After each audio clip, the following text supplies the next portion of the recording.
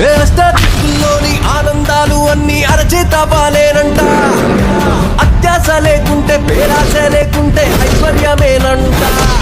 అరే కొన్నాళ్ళు ఎండలు కొన్నాళ్ళు వానలు వస్తుంటే చాలంట.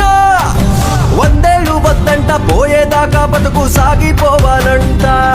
ప్రతిదీ నీతోనే